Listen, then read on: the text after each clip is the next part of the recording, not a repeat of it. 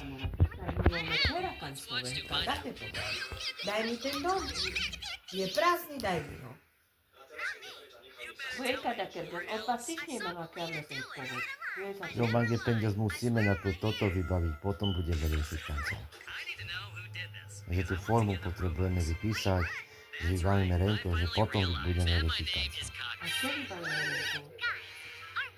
Rentu nie, rentu nevybavujú nikdy. To by ho slávili si rentu. But this is all part of my plan. So I wanted to thank the person who wrote this and help me realize it wouldn't be my job. Na tvoju mamu? Ešte vedia vybaviť. Zajtra, v pondelok idem tam, musím ju zaregistrovať.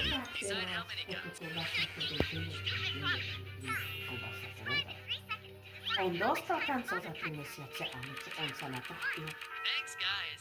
Ty keď si toto povieš, a to tie papiery teda pôjdem o 2 týždne. Nič? Ty musíš bum, všetko vyjebať sa na všetko. Ty ideš vybavovať kancel, budúci znáš. My nemáme doma nič, tu nič.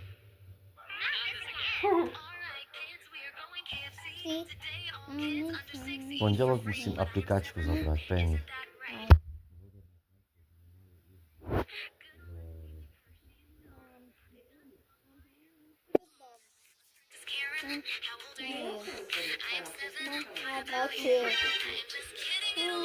A sestrička ešte chodí, či už?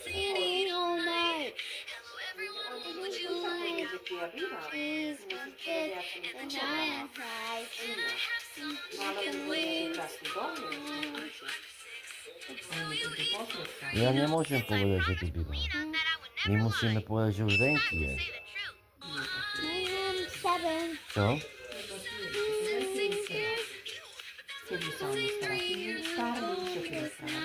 Tak chceš potom opatrovateľské tiež vybaviť?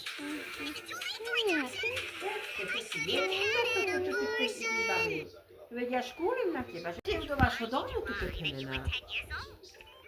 No nič na kasino, nie sa ako vy na teba. My tu máme dom, nie sú dobre schody, mama nedochodí, odelorovaný všetko.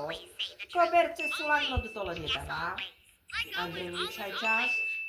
My tu máme 3 izby, moje deti majú izbu, ona izby až hore, lebo to tá kúpeľka funkčná není, odelorovaný všetko, teka voda, nedosprchuje sa tam. A do vánie sa nedojde kúpať. Mama spí na tejto schody, nedojde dole. Nedojde dole zo schodoch ani otco. Uzatvorený sú.